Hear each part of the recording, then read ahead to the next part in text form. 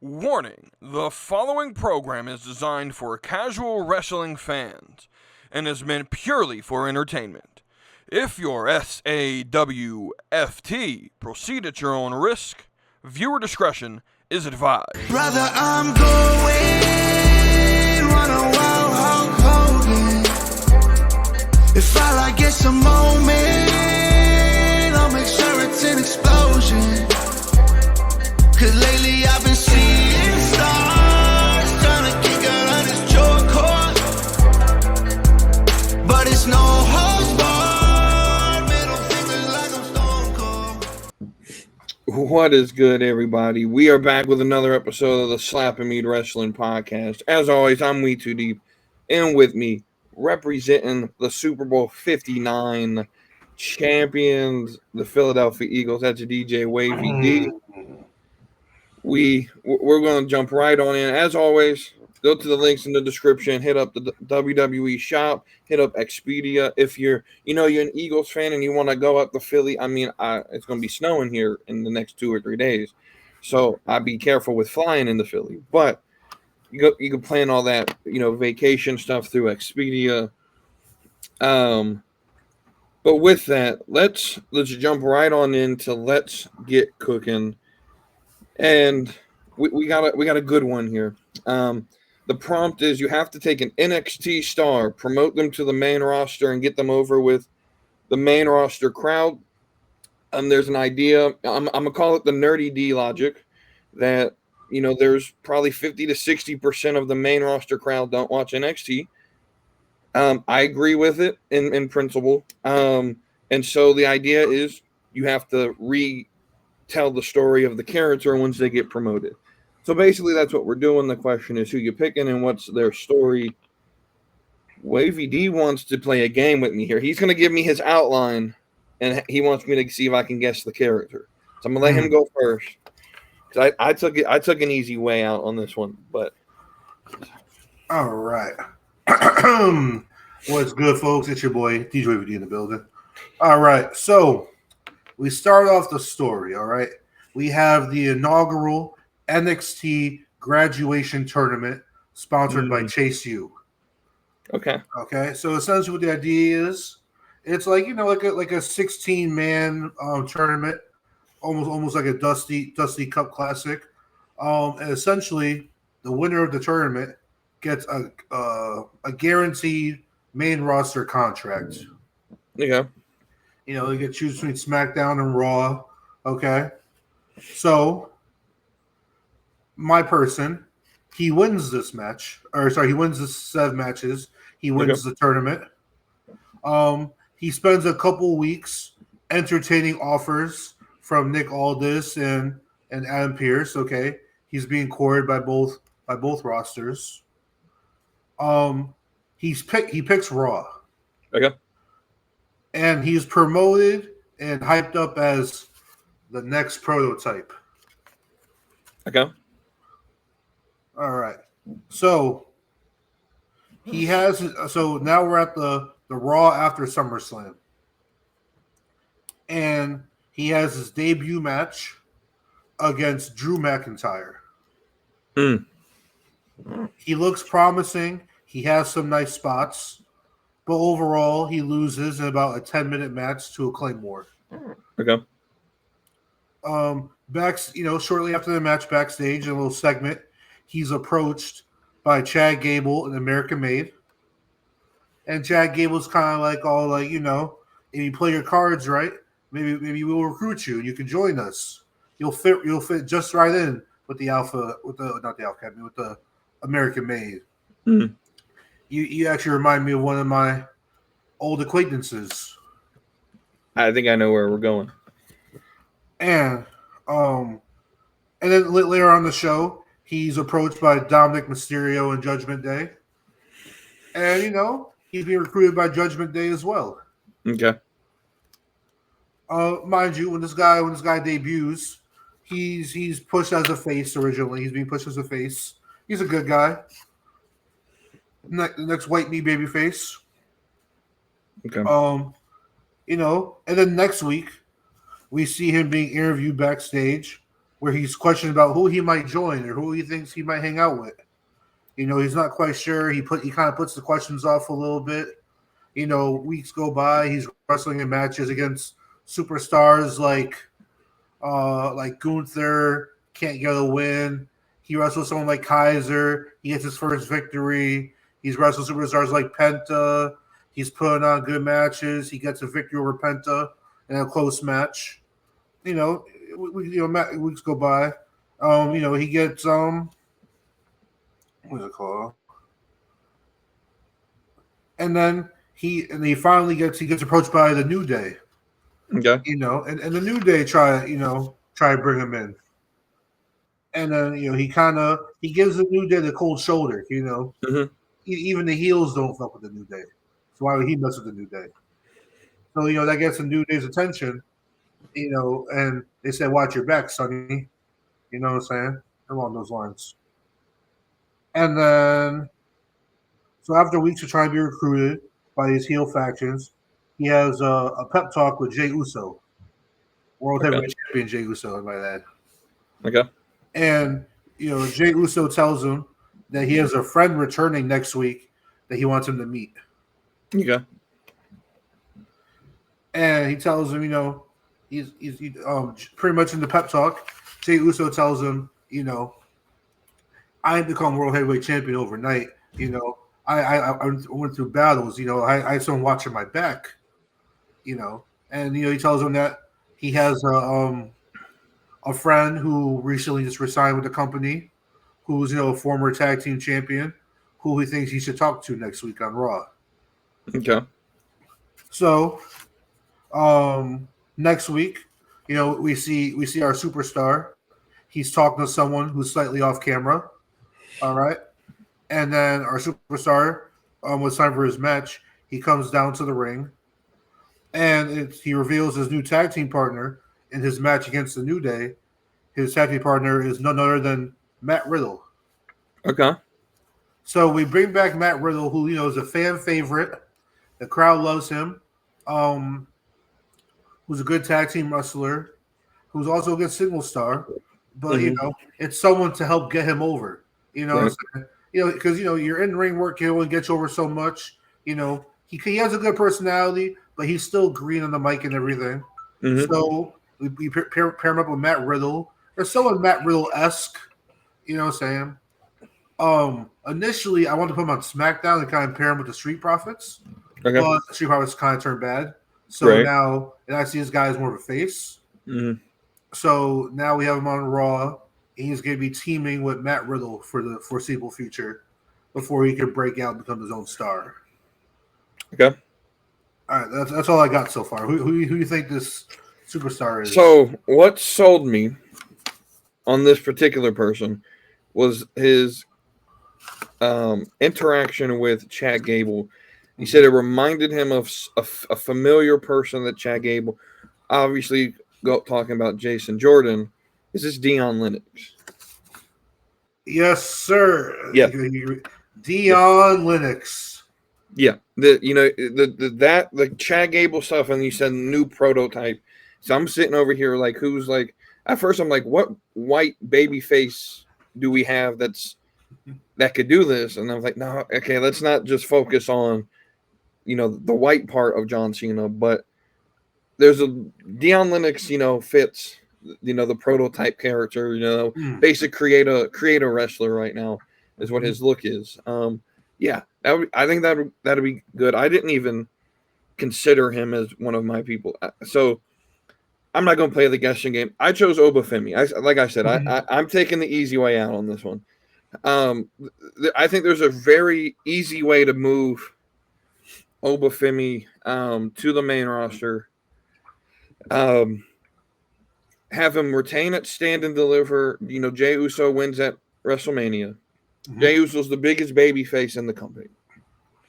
The night after, or the Raw after Mania, probably be the hypest Raw we'll see all year. Jey Uso's yeeting with the championship. We get 10-minute eat sessions now. We're probably going to get 30 minutes once he wins the championship. So during this, I'm assuming Triple H read my mind when I wrote this down, because he sort of played into this last night with Gunther attacking Jay. This was what I was going to have Oba do the Raw after Mania. Jay's in the middle of the ring. He just gets attacked by some, you know how WWE likes to do the black hoodie sweater whenever they're debuting someone. So dude in a sweater comes in. It's going to be hard to hide Oba Femi because the dude's freaking a beast. But Oba Femi comes out. He talks about how NXT's his, but he wants more. He's going to make WWE his kingdom, and he's coming after all the gold. And so he attacks Jay on the Raw after Mania, while still being NXT champion, and he's just running every show. You don't know when he's going to show up. The next, the Smackdown after Mania, he comes in, he attacks Cody Rhodes, assuming Cody retains. Even if it's a Punk situation where Punk wins that championship, attacking Punk, it would still give you mad heat. And so he attacks the SmackDown champion. He comes in and he's just running all three shows. And you're sort of setting up like this dominant heel that can't be beaten. And he's beating the lower upper mid card and main title picture, guys like Punk, Rollins. He's just beating them down. Almost sort of in a way like they were trying to do with Bronson Reed, where he's just unleashed. Knowing WWE, they'll do a storyline where he has to take out Braun Strowman, because that's what they always do with big guys. They got to take out Braun Strowman, which is fine. But essentially, that's the gist of how you get Oba Femi over. I think Oba Femi speaks for himself. He has above average mic skills, so we don't really need to pair him with anyone. And then his in-ring work is just phenomenal. So again, I think he can get himself over by himself. I just think the idea of, what if there's a potentiality like a SummerSlam? I think if you want to get more eyes on NXT as well, Jey Uso versus Oba Femi at SummerSlam sounds like a very interesting match. You can do like title for title if you wanted to, where Jey Uso could be, or the winner takes both championships, which if Jey can win that puts a lot more eyes on NXT. But if Oba wins, there's also eyes on him on the main roster. So it's a win-win either way. Because it's one of those things where, like, part of me feels like Oba's going to have like a year-long reign with this title, but I feel like he's the most ready of the men in NXT right now to be called up. Like, Trick is there. I don't know why they're not pulling it, because they just released the Roadblock poster and Trick's still on it. So I don't know what stories they got with Trick. I still think what we're going to get. Are they doing him to Oba? Is that the next matchup? No, because Oba's fight, this Saturday, Oba's got Waller and Theory. Yeah. I'm assuming they're going to finish Trick in them. I'm assuming. It depends on how Ethan Page and Javon Evans' feud goes. Because my thought was always, if Oba was going to lose the title, it was going to be to Javon Evans. Because I thought they could do like the David Goliath type story there. The small underdog Javon Evans, who just had his jaw broken by Ethan Page, coming back and winning the title from Oba. That was the story I had for Oba to lose the title. I mean, I guess they'd even doing a fatal four-way match. Yeah, I could see that. Oba, Trick, Ethan, and Javon. Yeah, I can see that. Oba Femi, when he gets to the main roster, as long as they just treat him the way they treated him in NXT, there's always the possibility they don't. He's going to get over. He just screams, aura. My fear is that he's so well liked that they're going to make him babyface. Triple H likes to do that a lot, but so you got to make him like a heel that's super like someone like Dominic, where you boo him, but you actually like him at his character. So, I took an easy way out on that one. I felt like Oba was like the easiest one to do. I think on a female side, though, I mean, Roxanne's easy. They're already starting that, so throw her out. I think, GD Dolan definitely needs to be called up, and I think with her, Shotzi, and Tatum actually being a team, Shotzi already has main roster experience. Gigi doesn't really need anyone, but Tatum does. So I feel like Tatum could be caught up. They could sort of run the unholy trinity type thing they were running before they released Isla Dawn and run that storyline with this faction because I think more people will connect to them. And Tatum could be sort of like the third wheel in that and benefit from the other two. But speaking of releases, we'll transition into this. WWE just did I don't want to say shit ton, but it's about 12 people got released. If we'll go back like 2 or 3 weeks, it was announced that Duke Hudson was released from NXT. He was part of Chase U. We had Cedric, Sonya Deville. I don't think it was technically released. I just think they're not re-signing her. Is how it's been reported, which is good for her because she can just sign wherever now and doesn't have to wait the 90 days. Isla Dawn, like I just mentioned. AOP, which is AOP. No one really, and with that Paul Ellering, and the Good Brothers. The point that I want to make here is no one really cares. I mean, outside of Sonya, that one was kind of interesting because PFC was, it felt like they were getting pushed at least some sort of storyline at Rumble. I would say Sonya and Isla Dawn were the two more surprising ones. Yeah. I mean, I'll get why they keep bringing the Good Brothers back just to keep releasing them. I feel like. So the Isla Dawn one is interesting to me because Blair Davenport got released as well, which that pissed a lot of people off because she never really got an opportunity on the main roster, which I understand. But she was sort of with Isla and Alba Fire, and Alba Fire is the only one left, which is surprising because typically when they release one member of a tag team, they release both of them. And so I guess they have plans for Alba. Part of me wonders. Alba was she was a past NXT UK champion. Yeah, part of me wonders if they kept her for that, because she's popular overseas. That they could sort of use that when they go over there. I don't know. Got to get her on TV. SmackDown needs some sort of heel. I do think Alba Fire is a really good single star. Yeah. Well, if you tweak her gimmick and give her a new gimmick, I feel like she can flourish. Absolutely. My general thoughts on this was I don't know what they expected to happen. But also this is sort of spring cleaning. Mania season always brings out releases, and the people they released weren't doing anything. So for me, I always look at this as a way as for those who got released, they get 90 days of pay doing nothing, and then they can relax. They can heal up, relax, basically do the same thing they're already doing. They don't got to travel. They can negotiate a contract, and in 90 days, they can show up on the indies and have a plan on what they're going to do. Yeah, but also, these IWC members, not to cut you off, they get on my nerves because they're like, oh, WWE just going to release them, and 90 day them. It's like, first of all, they're still getting paid. Right. All right? They're getting paid, and they have 90 days notice, and they have 90 days of free money to line up another job. It's not like it's like, hey, we're gonna cut you off. You got no pay. All of a sudden, you got 3 months. You got 3 months of paid time to find another job. Right. Like, what are we talking about now? And a lot of people will probably use this segment to predict where people are going.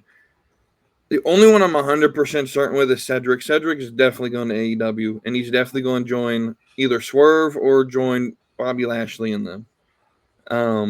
But which would be fine. He definitely fits better over there. My only hesitation with that is his wife used to work for AEW and they treated her like shit. So I don't know if Ariel Monroe, she went by Big Swole. She was released back in 2019 and had a whole bunch of shit with Britt Baker and shit. But on the other hand, though, now we're speaking about AEW. I don't know if they're officially considered releases, but I saw that Starks, Miro, and Malachi Black have officially been removed from the AEW roster, which is interesting. I think Malachi probably comes back I think Starks definitely is coming over. I don't know where you put Rusev or Miro. He wasn't really all that over the first time. I forgot who it was. I think it was Bubba Ray or maybe Booker T. One of them said that leaving WWE and going to a place like AEW that was less organized probably hurt Rusev's career because he got comfortable doing things WWE wouldn't let him do. And so, I mean, TNA run will probably be the best thing for him. But no. I mean, maybe he could rehash Rusev Day with, cause isn't his buddy over at commentary, or is that the other one? Yeah, his buddy. In English. Yeah, in English. Yeah, he's on commentary at TNA, so that'll definitely get over if he shows up there. Even if he stays as the name Miro. Miro still do like Day. Miro Day. Yeah. Yeah. So, yeah, I don't got much more to say about the releases. Any other thing you want to add to that? Not really. I mean, there's other names I feel like could also be released, but yeah, I definitely. I get to the point where I look at certain parts of the roster, and the problem is that we have a lot of superstars. Mm-hmm. A lot of them are over enough to fill certain parts of the card. Right. Like Akira Tozawa, like let that man wrestle more. He's a great wrestler. Okay, right. He can do more than just be a comedy R-Truth guy. Right. Like, I think Tozawa can definitely go in the ring. I think the comedy stuff is fun, but at a certain point, like, let the dude wrestle. Even if it's on like some other like show that, you know, even if again, you got 3 hours on SmackDown now and nothing going on. We'll talk about SmackDown as much as we want to in a few minutes. You could do like a cruiserweight division. You need something to make that 3rd hour feel special. Bring back the cruiserweight division and just have an hour worth of wrestling. And if you're a casual fan and that's not your thing, turn it off. You know, it could be the 3rd hour every episode. You do the normal storyline stuff for 2 hours, and then you have like cruiserweights to end the night. You like honestly, they should put like what's it called, main event and everything. Put that junk back on TV. Yeah, like Saturday Velocity and Sunday Night Heat. Like bring that stuff back. Put it on TV because that was a good place for them to show some of their lower talent, bottom of the card guys, and some guys who might potentially get a push. Yeah. Get absolutely. TV time. Right, absolutely. So we'll transition back to sort of the main topic here, which is I want us, you know, we're 2 weeks from Saturday away from Elimination Chamber. We sort of have a feeling where the chamber matches are going. I want us to predict the card. So the 6 people in the chamber, so we know some of them, and we'll use those, but then also predict the rest of the card. If you want to go first, definitely go ahead. You know, I just want to point out, I predicted the men's chamber match perfectly so far. The only spot left up there is the SmackDown spot, which I assume Damian Priest is. Did they say who he's facing it for his qualifying match? It's Priest. I know it's a triple threat. It's Priest, I think Fatu and Strowman. Okay. I think if I remember it correctly, which is very easily. You know, Strowman and Fatu are going to get into it. Priest is going to win. It's pretty obvious. Yeah, so I think Priest is going to pin Strowman probably. Yeah, and then next Monday we got Rollins and Finn, which I think is pretty easy where that's going to. But so that chamber match is stacked. Yeah. The women's side of the chamber. Who's in that? Yeah, Alexa Bliss, Liv Morgan, Liv, Bianca so far. And then Bayley qualified last night, didn't she? Yes. Bayley, yeah. So we have Liv, Alexa, Bayley, Bianca so far, and then Roxanne faces Raquel next Monday, and then Naomi has Chelsea Green on Friday. I think Naomi wins her qualifying match. Yeah. The Roxanne one's interesting. It is because it gives if Raquel wins. It gives Liv like a built-in bodyguard in the match. Yep, it's the Liv story. So either one fits for a storyline. I have Roxanne just because I don't see her taking a loss on her first match on Raw. Now, Roxanne and Bayley, is that for Vengeance Day? Was it Yes, Roxanne, Bayley, and Julia? And Julia, yes. That's this Sunday, right? Yes. Bro, I hope Witters did not just fucking spoil NXT for me. Don't look at it. I just saw that pop up on my screen. I think he probably spoiled it. If that's Oh shit! I was hoping he showed up at fucking Vintage Day. I can't wait to go to fucking Vintage Day. But all right, well, potential spoiler for you guys if you haven't watched NXT yet. Right? It sounds like Ricky Starks has debuted on NXT. Oh shit! That's crazy. Yep. There's a picture of him on Twitter, WWE Twitter. At WWE on X. Ricky Starks is in the crowd, at the very least. Oh, good God. Let's go. Okay. Oh, man. I was hoping they saved this for Vengeance Day. But even still, probably going to have him do something on the card, which would be interesting. Anyway, we'll continue our regularly scheduled programming. So what's the rest of your card look like other than the two chambers?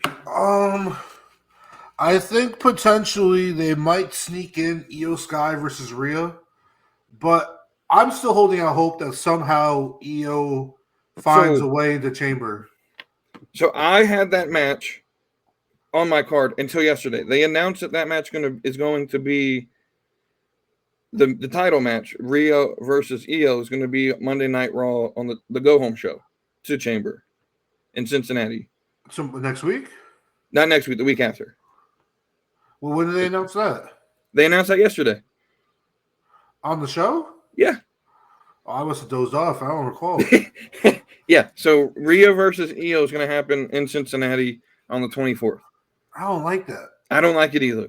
Because I was sitting here thinking, because I know in the Discord, I had posted like my chamber and who I thought was going to win. And I still think Bianca's going to win the chamber. And you're like, no, Rio's going to face Io. Io's going to get back in the chamber. And I was sitting there, we could do an attack angle somehow and have her like attack Liv Morgan or something. And so I could see it happening. I just with them doing the title match on the 24th. I don't know if she gets into chamber. Or Raquel wins her match against Roxanne, and then Io and Dakota jump Raquel backstage, and Raquel can't make it to the chamber. Right. And I mean, they could do something. They could do something like that. I could see a situation where Io Sky gets into chamber, and if she does, she's winning. Especially I feel like Raquel is the easiest name to where you can injure her, and fans won't really care. Yeah, they won't. Yeah, they won't be mad and uproar. Because if you take up Bianca, the other situation I could think of is I mentioned on one of my solo shows that I think at some point between now and Mania, Bianca's going to attack Naomi the way I think she attacked Jade, and go fully heel. I think another situation could happen where like Naomi wins her match this Friday. Like they could start with her, and then like halfway through the show, they do the little, we need someone in the back. What's happening? And then we see her fucking pushed onto a car windshield, and Naomi's out. And then Jade returns somewhere down the line. Yeah. Well, now, what if somehow we get through chamber, right? Say like, I don't know. Say Liv Morgan wins chamber, right? You think there's a world where WWE will kind of book a Liv versus Io versus Rhea?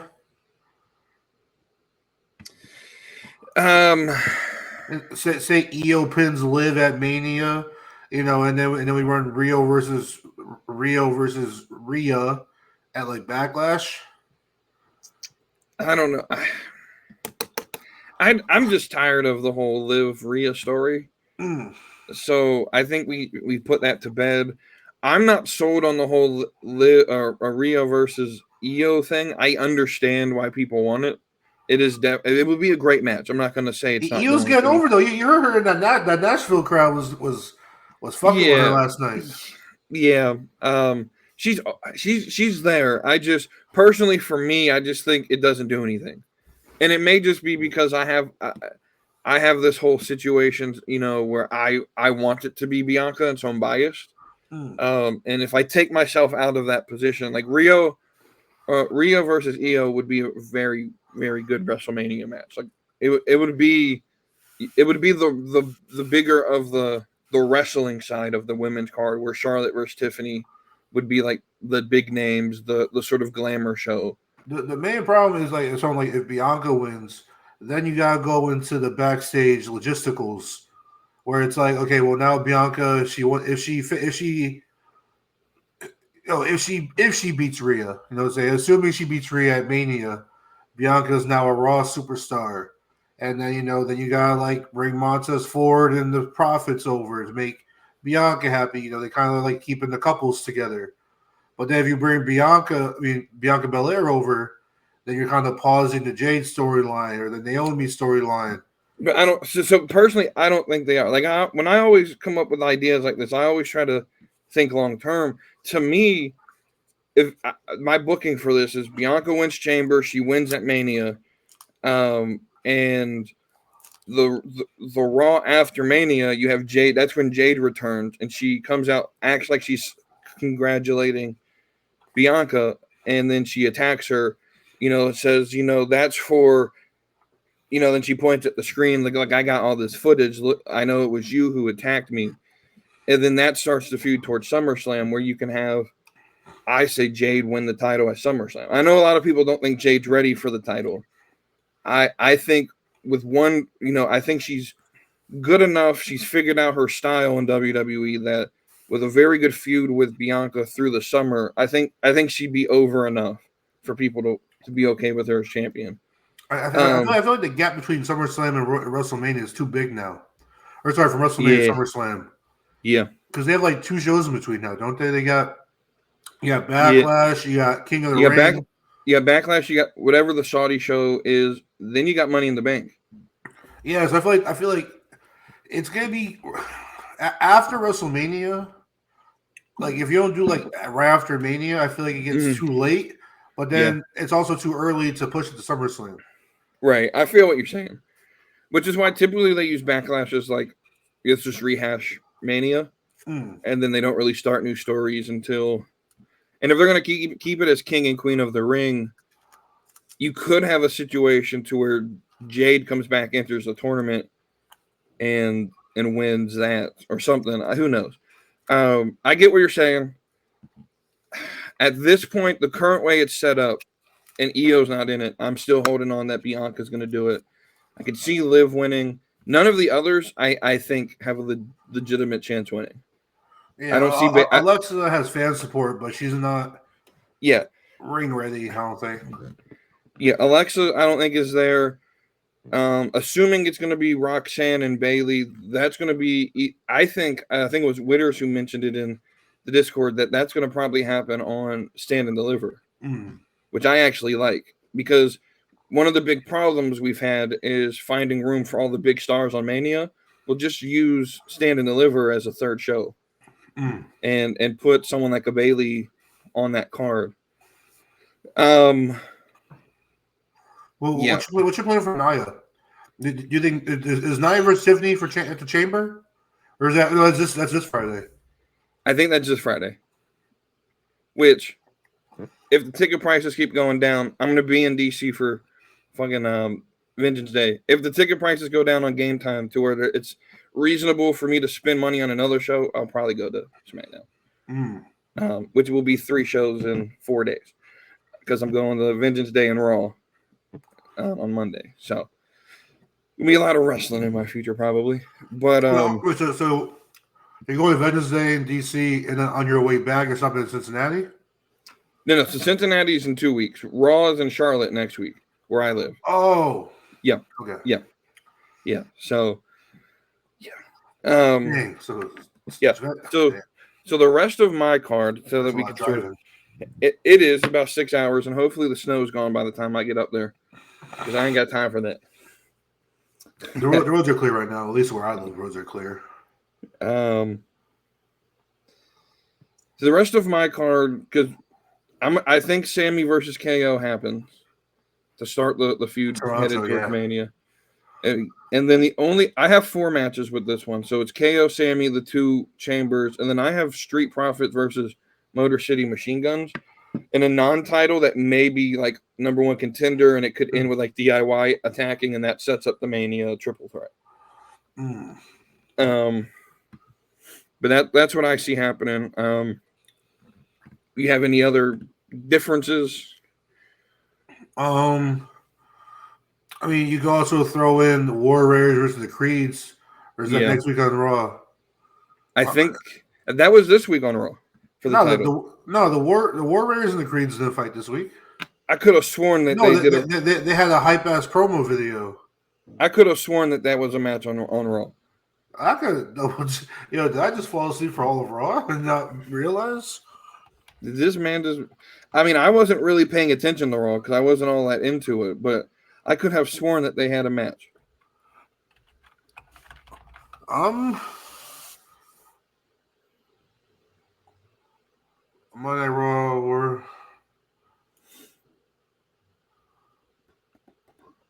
Oh, I guess it did happen. I guess I just missed it. Hey. Right, let me go to WWE's YouTube page. Like I Googled it and then some random YouTube page popped up. Am I tweaking? Yeah, it's right here. Raw review from Cage Side Seats. Creed Brothers versus. I missed that banger of a match. Yeah, I fell asleep then. It looks like you missed some Raw too. Yeah, so I'm looking through the card, and I mean the YouTube videos. I recall Jay and Gunther. I recall the women's tag team match. I recall Bayley and Lyra. I recall AJ and Dom and Carlito in the ring. And then, I missed the part where Braun Breaker confronted AJ Styles backstage. It was just a stare down. It wasn't like a big confrontation. I also missed Finn Balor snapping at Dominic Mysterio backstage. Or I might have been a little glazy during that part. And then, I guess I just was asleep for the fucking main event. Or no, sorry, co-main event. Because then they had Logan Paul and CM Punk, which I watched. And then Mysterio versus Logan Paul, which I also watched. Damn, I was asleep for the War Raiders American Name match. I dozed off and just don't recall. That's crazy. I mean, that was my match for Elimination Chamber. I mean, I'm sure because it ended in. I mean, I'm sure you'll go back and watch it. It ended in no DQ or in a DQ, so I'm sure they could run it back if they wanted to. Because the Creeds attacked them with the belts, and that's what ended the match. Monday Night Raw doesn't even show the finish. Really? Monday Night Raw, it just shows what was it called? Like the 1-2, they're counting 1-2. One of the Creeds broke it up. All 4 of them lay in the ring, and then the YouTube video just cut to black. It didn't even show the end of the match. That's crazy. So for the parts of Raw you remember, we could talk about that. So let's ask this question because it's, Nerdy D does a hot take segment, and I think it was B Master who put something that the Yeet chants go on for too long, and I've heard that crowd reaction from some people. Mostly it's from people like James and Cody who don't watch the show, but I tell them we have 10 minutes of Yeeting to start the show, and they laugh at it. What do you think about having 10 minutes each night? I mean, if the crowd wants it, you give it to the crowd. The live crowd. I think it was smart because actually I was thinking about it. I was like, if Gunther really wants to get heat, Gunther should interrupt the encore. Right. And right. I thought he was interrupted by his music hitting. He interrupted by physically attacking. Yeah, because it would be really entertaining because Jay sort of plays it up before they start his music again, if he sort of like rolls his fingers and gets ready to yeet, and then they play Gunther's music instead. Mm-hmm. And so that would be really good. So my thoughts on it have changed a little bit. At first, I was like, this is too much, but there's something about Jey Uso's just. This isn't like something that's forced on you. Like to me, at times, I felt like the Yes Movement was kind of forced. It felt like it was sort of like planned backstage. I don't think they planned for this to happen, and now they're just executing it. I don't think they planned for Yeet to be over as much as it is. I don't think they planned for Jay to be over as much as he is.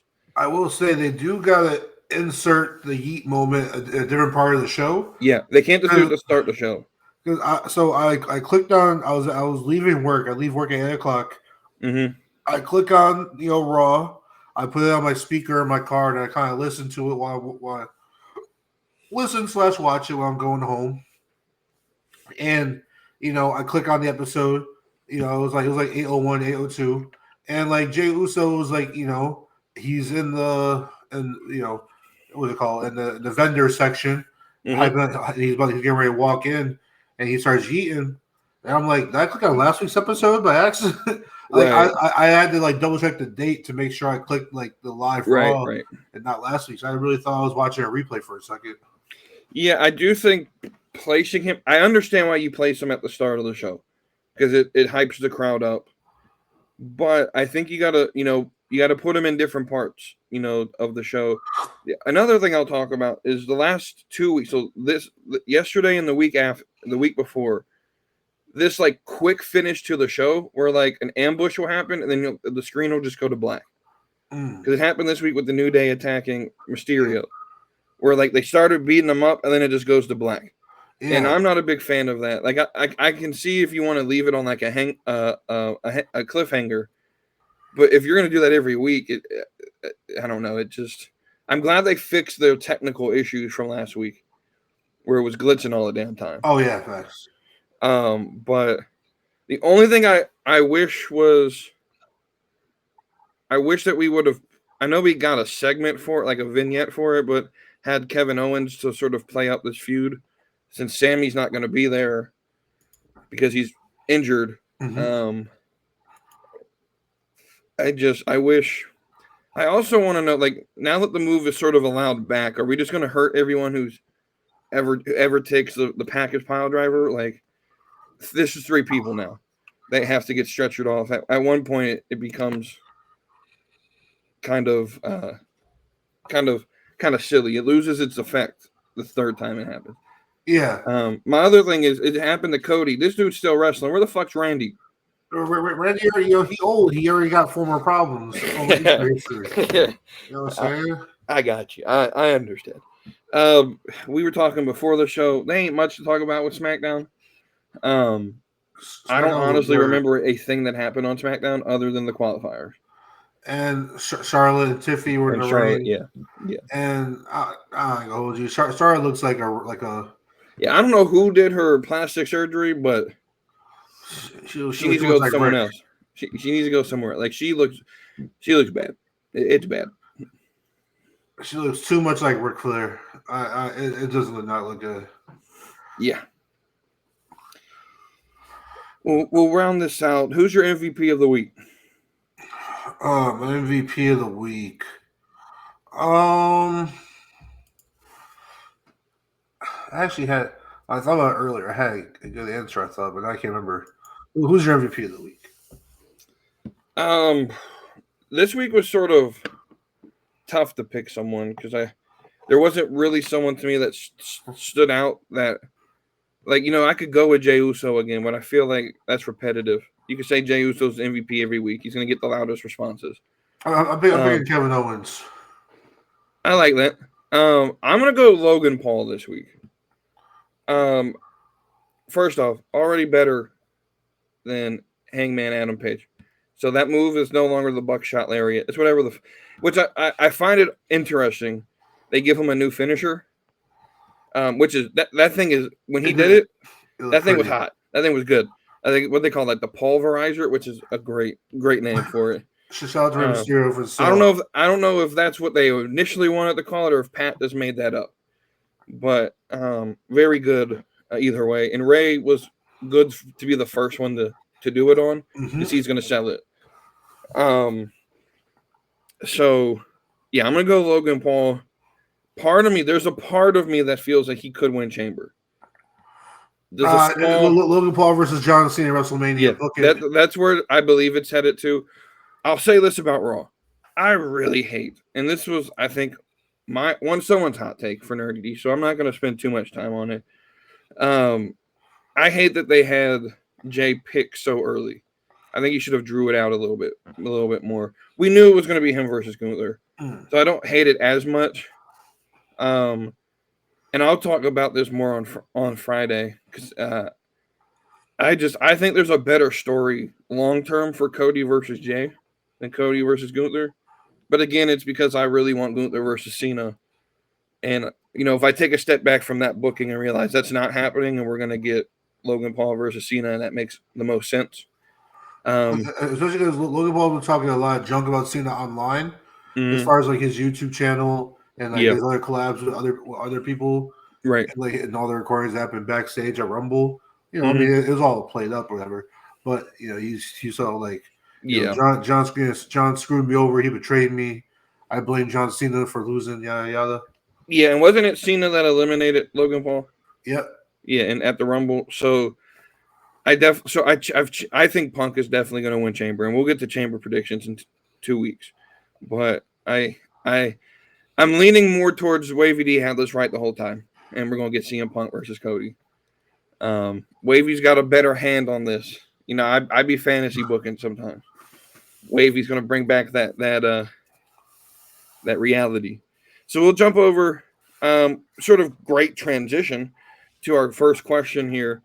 It's not the first one that was asked because we're going to save the food question for last like we always do. Yes, sir. So the first one, and these may be out of order. I copied and pasted them weird. Is John Cena going to win his 17th world title, or is he just going to be put here to put over the next generation? My answer is going to be both. I think he's going to do a little bit of both. I think we just got to be patient with 17, though. I think the way you've booked him, where he missed it at Rumble, he's going to miss it at Chamber, he's going to miss it at Mania. He's going to miss a match at Mania. He's going to enter King in the Ring and probably miss it there. He's going to miss winning it at Money in the Bank, and so we could see sort of like a this is my last chance type thing, where my fear with doing that is that means that he probably won't win the IC title unless it's like a really quick run at the very, very end, like the last month or two. So I think he's going to win 17, but I think in the process, he's going to put over a Logan Paul. He's going to put over Braun Breaker. He's going to put over probably, they're rumoring that he's going to get his own little like go home show PLE in Boston in December. What a great place to put over someone like Carmelo Hayes. So I think he puts over the next generation, but at the same time, he's going to tell a story with it. And so, now, what's your view? I see a lot of people who have mixed feelings on this. Do you think John Cena is too animated right now? Kind of too gimmicked up? Like he's not like a lot of people want to see Cena from like 07 to 2014 kind of thing. Right. So he's just like a wrestler, another wrestler. So what I see it as is John Cena's really made his mark in Hollywood as being this like comedic type gimmick on TV. And I think that's all he's doing. So like I'm sure they're talking about like he was super overselling certain parts of Rumble. And he's like, he was over animated. I don't hate it, to be honest with you. Because I think it's sort of like if there's a certain character you now expect John Cena to play in Hollywood. There's a certain character you expect, Kevin Hart to play in any movie he plays in. And so I think I think Cena's got to, he's got to not only protect, his WWE image and being the super baby face, he's also got to protect, what he does best in Hollywood. And if he comes out and is like Super Cena 07, where he's just dominating everyone and he's super serious and hustle, loyalty, and respect, I think he just wants to have fun with it too. He seems like someone who's playing John Cena rather than being John Cena. Right. I feel that. I mean, it could get annoying if he does it all the time, but I think with Rumble, a lot of it was just him being comedic and sort of playing up the moment. Because he was sort of like doing it a lot with like Punk and Roman, sort of like playing up that moment. And so if it's one of these things that he continues to do it and he's sort of like acting as John Cena, then I could see where it can get annoying. I didn't hate it that much in the Rumble though. Next one, this was definitely Witters. I remember asking this. From today to Raw after Mania, how many title changes do you think we see on the main roster?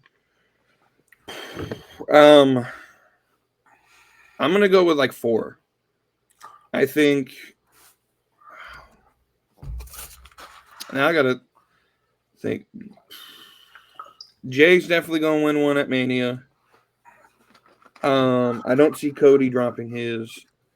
I could see one of the women's changing, either Io or whoever wins Chamber beating Rhea. I can't see Tiffy dropping the title. I know there's a lot of people who think Charlotte's back and she's just going to be same old Charlotte. I just can't see them taking the title off of Tiffany. I could see the Creeds winning the tag titles at some point, and hopefully the Profits win at Mania.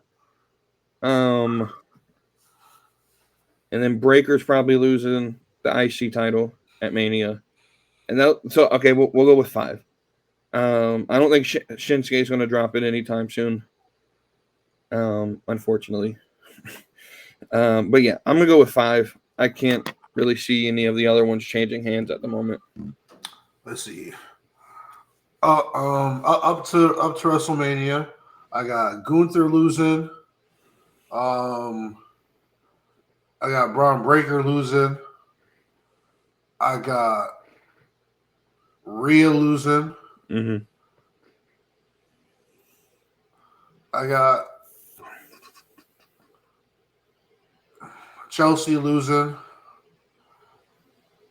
The tag team titles switch hands.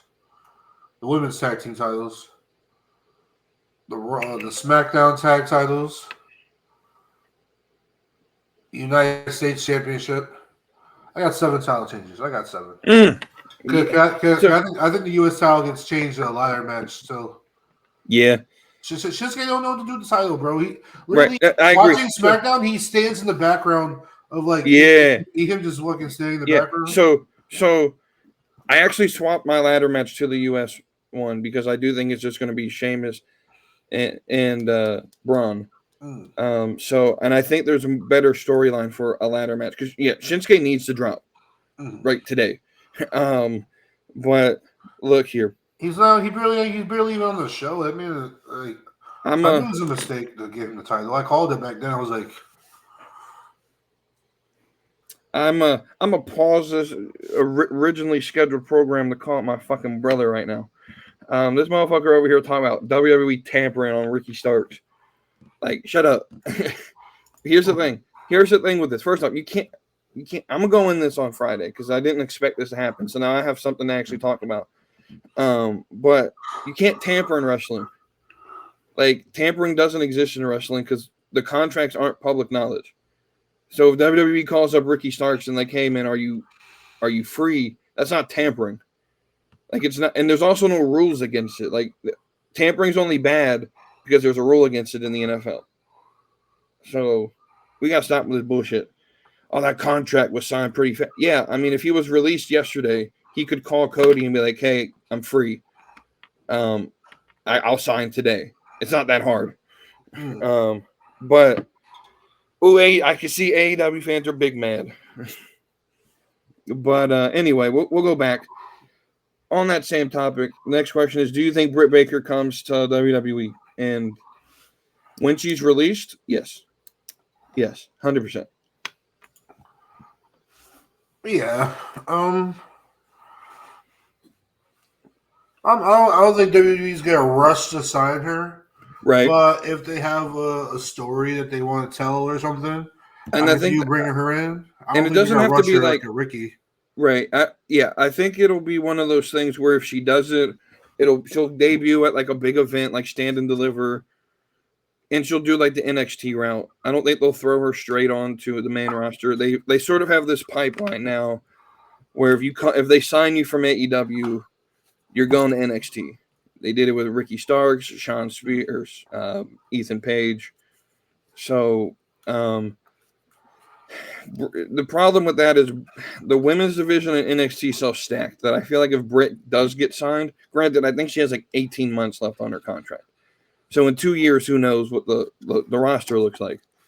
But yeah, I think she comes to WWE. She's one of the ones like I don't know how committed she is because I know she still wants to be like the dentist. So I don't know how committed she'll be to it and how committed they'll be to her like getting pushed in like a championship role. This is Kara's question. This was a good one. Kara's very creative with her questions. You're explaining the Super Bowl to a wrestling fan who doesn't watch football. What match would you compare Super Bowl 59 to for that wrestling fan to get an idea of what happened between the Eagles and the Chiefs?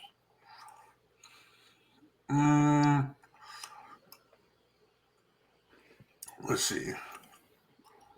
So if you want to think about it, I already got one. I mean, off rip, I'm thinking Cody versus Roman at WrestleMania 40. Right. That's the easy answer. That one fits. Cody gave me a good answer as well because I asked him this one when I was at work with him today. But mine was Undertaker, Shawn Michaels at WrestleMania 26. But there's a whole setup here. At WrestleMania 25, it was the close match anyone could win. Both. And that was the first matchup between the Chiefs and the Eagles. Very close. Came down to the wire.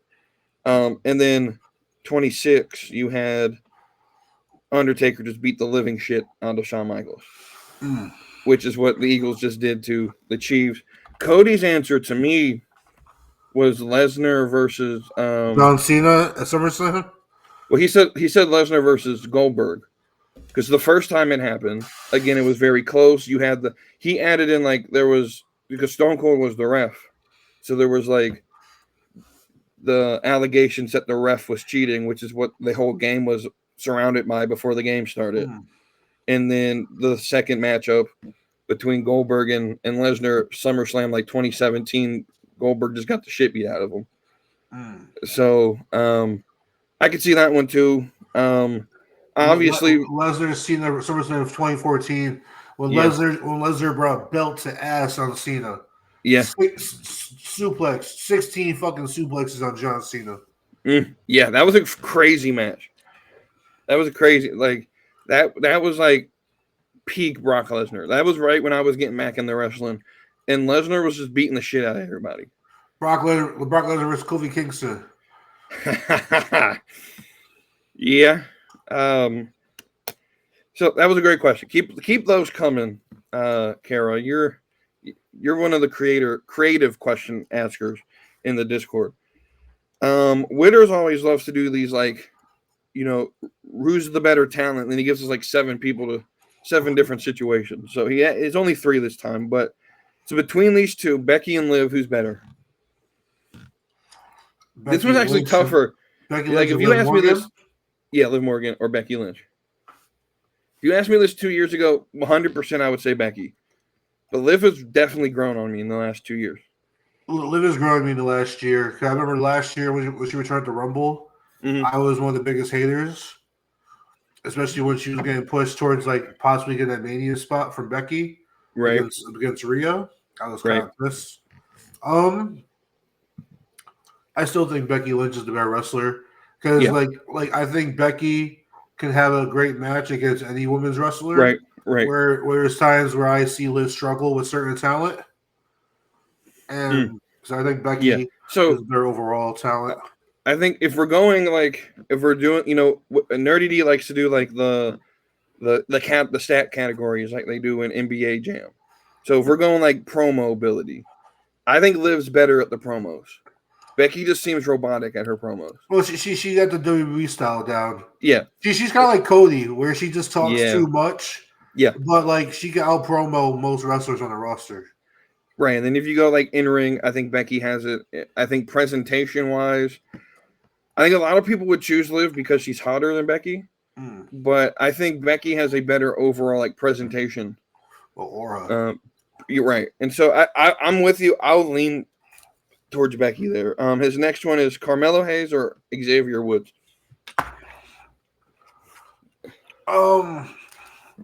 Who's the better in-ring talent, like X's and O's wrestling? So if we're talking about who's the better talent, okay, wrestling talent today, I'll say Carmelo Hayes because keep it a buck. Xavier Woods is probably one of the wrestlers he looked up to and learned from. So he can do all of Xavier's moves, but I don't know if Xavier can do all of Carmelo's moves. Right. But then also, Carmelo's good is great on the mic, but I think Xavier is better on the mic because I don't know if Carmelo's range, if he has as much promo range as Xavier does.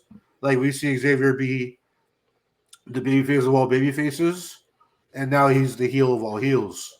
Right. So, whereas Carmelo, he's like a cool face, but he's not nothing to write home about. Right. And as a heel, he's we've seen his character before. It's like MVP.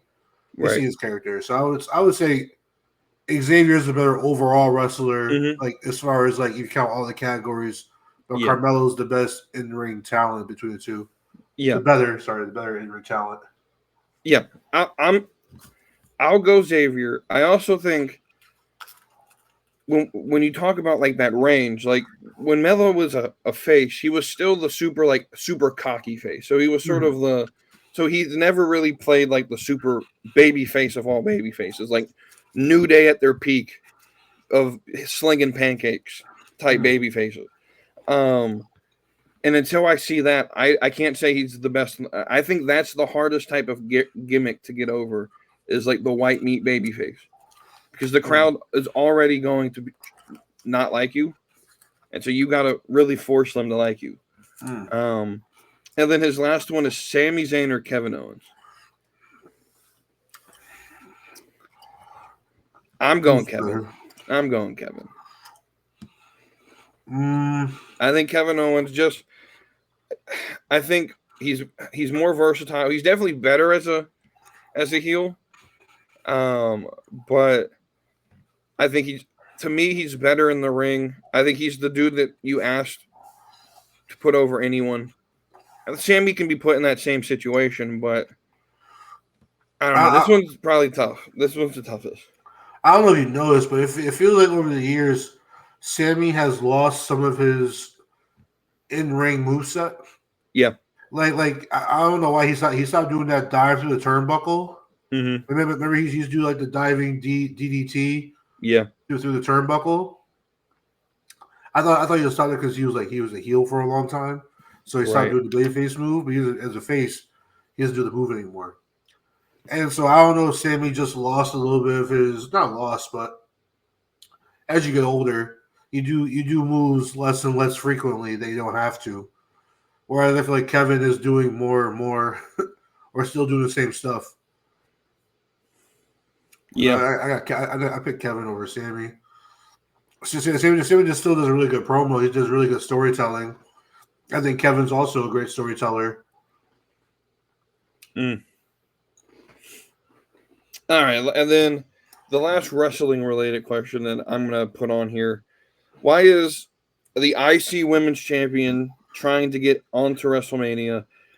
I'm assuming he means like in the chamber because you have Lyra wrestling Bayley. You can ask the same question about Chelsea against Naomi on Friday as well. Why are the mid-card champions trying to get into chamber Shouldn't every champion automatically have a ticket to WrestleMania? So this is two questions in one. So the first part is, I don't know why Triple H is doing this. I think this is bad booking to begin with. It's what part of the reason why I said Triple H really needs to set these mid-card titles apart.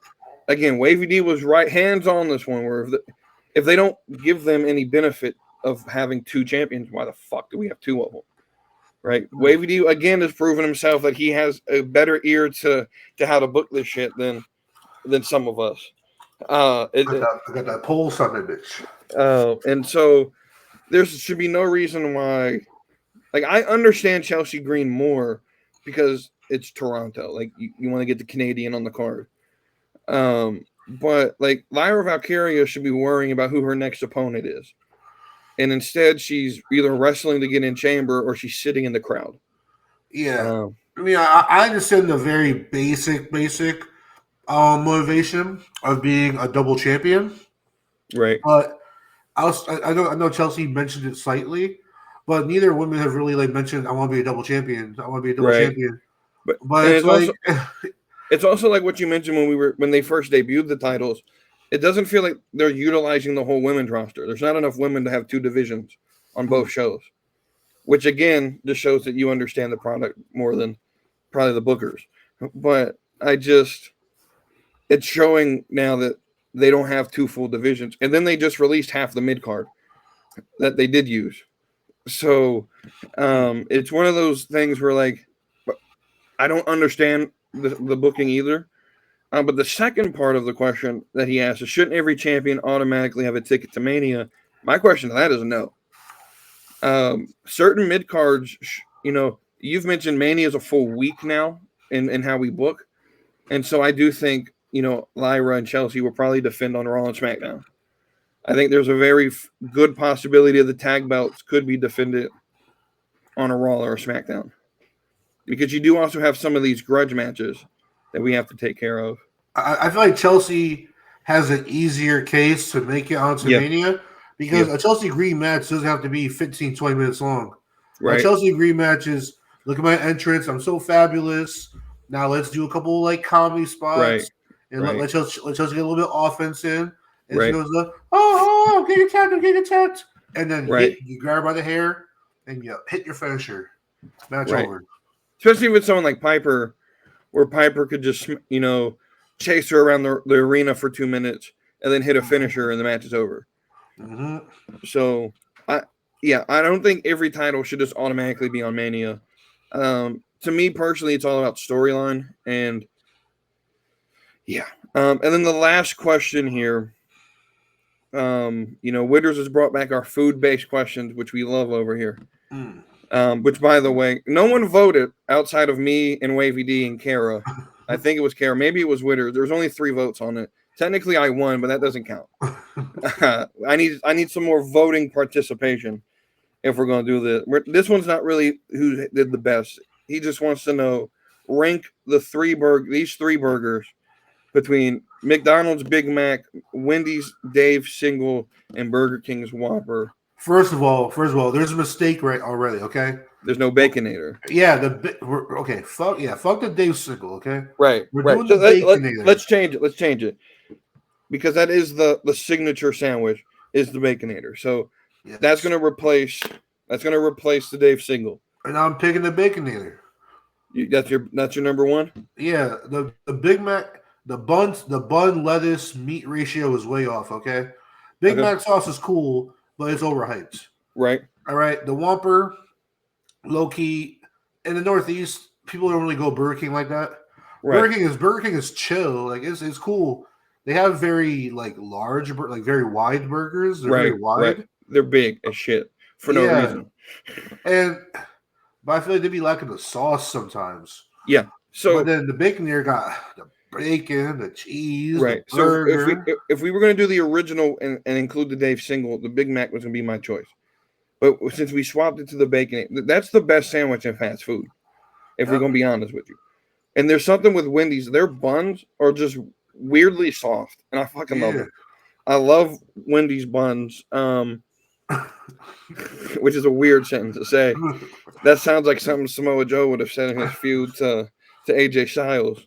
The Big Mac, I'm with you. First off, if they would stop using that sliced, like the fucking like shredded lettuce and use like normal fucking leaf lettuce, I would probably enjoy it more because I hate getting lettuce everywhere. Because I'm the type of person that, like, if I'm hungry, I'm gonna eat in the car, and I just get lettuce everywhere. Same thing with like their McChickens. First off, y'all be loading that shit up with fucking mayonnaise for no fucking reason. I fuck the mayonnaise part though. I mean, it's good if it's not fucking the whole sandwich is mayonnaise. Now what you gotta do is you gotta throw some fries in that bitch. Right, I feel you. Yeah, so the Big Macs too, the Whopper, I'm gonna say this. I fucking hate Burger King. I fucking hate it with a passion. I like the Bacon King, I think it's called. I like that. Yeah. So I like their chicken sandwiches, not the long one, the actual chicken breast. That long one's always fucking burnt. It's just salty too. But I'm not a big fan of I'm not a big fan of like char grilled burgers anyway. If you've ever seen Burger King make their burgers, they fucking slide them in this machine and they just get torched for 30 seconds. I like my burgers actually cooked on a flat top. That's just my preference though. But yeah, Baconator without a doubt is the top tier fast food burger. If we're talking about like big global, not like national chains, we can get to like local shit, and I'm sure we each have like local spots that are better. But so that's that. Now we're gonna move on to Thirsty Tuesday. We're on to round number 2. And so I randomized these matchups. Shout out to James, bro. Shout out to James real fast. James been dropping some gems in the other Discord. In the other Discord for Baddie of the Week. Yeah, he been dropping some gems in there. Shout out to James for dropping the indie gems. He be fucking finding like people no one ever heard of. Just be researching. He be doing his research. I'll tell That's you, what I need y'all to do with this Thirsty Tuesday. Don't just take the picture I use. Do your research. Me and James went to like Nashville. Me and James had the time of our lives. But we about to have the same women. So for Thirsty Tuesday, representing TNA's for round 2's first matchup, we have Tessa Blanchard versus Gia Miller. Again, do your research. NXT, we're going to have Tatum Paxley versus Jasmine Nix. That one might be closer than it sounds right now. The main roster, this one's going to hurt me because y'all going to pick is Kathleen Kelly versus Bianca Belair. And y'all going to fucking gang up against me and pick fucking Kathleen Kelly. And y'all going to hurt my feelings. And then AEW, we got Harley Cameron versus Julia Hart. Which is going to be a crazy matchup. First off, it shouldn't have even been Julia Hart. Should have been Britt Baker, but this is crazy. But that's the matchups for this week. So as I post those pictures in the Discord, we're going to let Wavy D give his final thoughts and see where this leads. All right, so I've been taking you on my journey, Wavy finding love. Now, I told y'all last week I had a date lined up, you know what I'm saying? But in the Northeast, you know what I'm saying, we got a little thing called snow. Right. You know what I'm saying? So it snowed, and we had a little snow and ice storm Friday into Saturday. Saturday into Sunday, I mean. So we had to postpone. We had to take a little rain check, you know what I'm saying? A little snow check on the date. You know what I'm saying? We still going strong on the date naps, you know what I'm saying? Hilly, it says I got like 25 girls who liked me, but they're all blurred. I'm not running across none of them. I swear, bro, that should be getting on my nerve. They're probably out in Alaska and shit. I'm like, and then over on the other one on Duet, you know what I'm saying? I got some matches too, but a lot of it's just like, hey, yeah, like this topic don't go too far, you know what I'm saying? So, so I gotta regroup, find a new approach. Actually, no, I don't need a new approach. I got a couple of shorties I've been texting, so I just gotta keep that up, keep that going. There's some nice quality young women, so you know what I'm saying. I go talk to them. We need searching. We searching. Heard. So that's another episode here. Y'all tune in Friday. I don't know when I'm going to be able to record it. It might be from my hotel later that night. Depends. But it'll be up either Friday or Saturday because I ain't got shit to do on Saturday before the show. So, but it's going to be a rant central episode. I got some shit to rant about. So tune in for Friday. And until then, we will see y'all next week. Same time, same place. Right here on the Slapping Me Wrestling Podcast. So hit that subscribe, come along for the ride. AEW, WWE, we're always on side. From fantasy booking to baddies that slay. Slapping Me Wrestling every Tuesday.